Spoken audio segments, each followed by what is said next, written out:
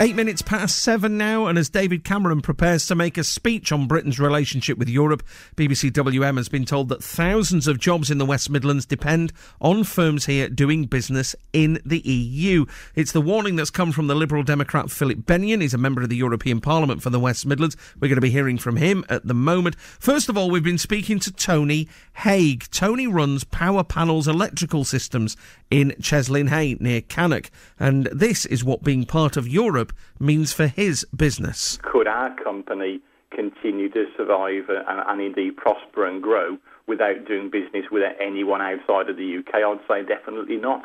At the end of the day, in terms of our market, our customers are in Europe. In fact, they're moving further afield now as well. We're doing work in the States and Asia and other parts of the world. But if in terms of just doing business as an island nation, I think a few manufacturers, in truth, unless they're very niche, very specialist companies, probably quite small specialist companies doing work in the UK alone, I think Europe's essential just about everybody in manufacturing. So let's speak to Philip Bennion, the Liberal Democrat MEP for the West Midlands, who joins us from Brussels this morning, and the West Midlands MEP Nikki Sinclaire. Used to be an independent, has now formed the We Demand a Referendum party. Philip, Nikki, good morning to you both. Good morning. Good morning. Philip, I'm going to come to you first. What are you expecting David Cameron to be saying today? Well, I think it's been preempted by a lot of press releases, so I think we are expecting him to announce some form of in-out referendum, but he's also been saying he's going to put the positive case for Europe, and I do hope that he emphasises that positive case. What is the positive case for Europe? Well, the positive case for Europe is that something like 10% of all our jobs, not only in the West Midlands but UK-wide, are directly related to our exports to Europe and for our participation in the single market. And it's not only the current jobs. We have over 600 international companies, non-British owned companies, have got their EU bases here in Britain. Now, what are the chances?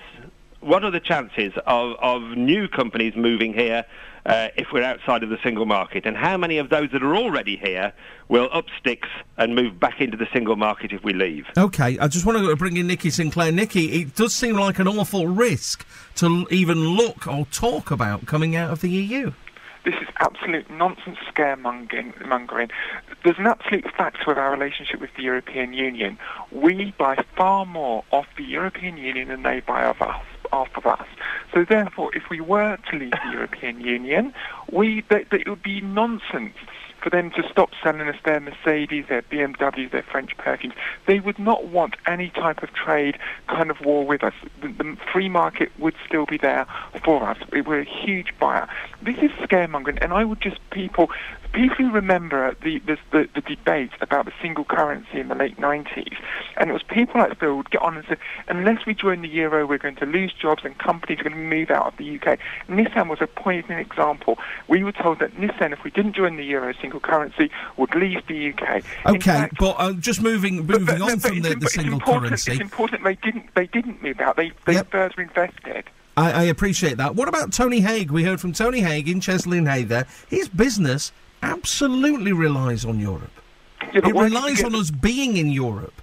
Yeah, but why didn't you put some businesses on this morning who contact me, and we can give you a list of them, believe me, who contact me and actually say, the European Union is strangling our business, regulation after regulation. The Federation of Small Businesses at the last European election put in a manifesto, please, no more EU regulation. It's damaging our business. All right. Philip, being in the EU, it's strangling some businesses. I don't actually accept that. Obviously, there's one or two regulations that we haven't always got our own way on, but the best way to sort that out is taking a full part and engaging with our potential allies. We've not been very good at that over the years. But I want to take up something that Nikki said about the euro. I mean, certainly I never, ever said that we would lose jobs if we didn't join the euro. Sorry, that was the Liberal Democrat case. I'm not talking about the Liberal Democrat case. The Liberal Democrat case was not my case anyway. It was not my case. The Liberals, you're a Liberal Democrat. You're a Liberal Democrat, and the Liberal Democrat case... I don't believe that it was the Liberal Democrat case that we would lose jobs if we didn't join the euro. I think that the euro is... All right, Nikki, Nikki, just let Philip speak and get his point across. Philip. No, I think we should not confuse the euro with the single market. I've always said that we need to be in the single market for the good of British jobs, and the single market is by far the greatest achievement of the European Union.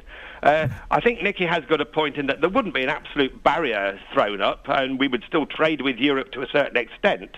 But the idea of having to trade with Europe from outside is a lot more difficult, and we also have to look at what's going forward now with a trade deal with the USA, between the EU and the USA, and the last thing that Britain wants is to be left out of that trade deal. Okay. Because we'll see contact now concentrating from the USA directly through to the EU and bypassing what used to be the special relationship. Okay, Nikki, I'm just going to come to you finally.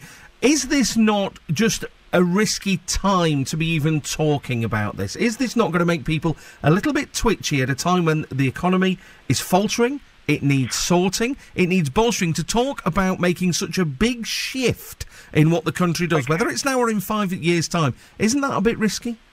Well, actually, no, I think now's the time, because once we receive economic recovery, and I'm sure it will come at some point, people say, we don't want to risk this. I think there's a fork in the road, and what I would say is that we need to make a decision one way or the other. That's why we set up We Demand a Referendum Party, is to give people the chance to actually express their will that they want a referendum. We can't continue to live in, I'm sure Phil and I would actually agree, we can't continue to live in this halfway house. I think we need to make a decision once and for all. Are we in the European Union, or are we out of the European Union? Okay. And that's why we need a referendum. We need it as soon as possible. Nikki, good to speak to you as always. Thank you very much. Also, Philip as well. Philip Benyon, the Liberal Democrat MEP for the West Midlands, joining us from Brussels, and the West Midlands MEP, Nikki Sinclaire, who has formed the We Demand a Referendum Party, as I say. David Cameron, due to be making the speech at 8 o'clock this morning. We're going to be bringing you as much of that speech as we can a little bit later on. 15 minutes past 7 now. BBC WM 95.6.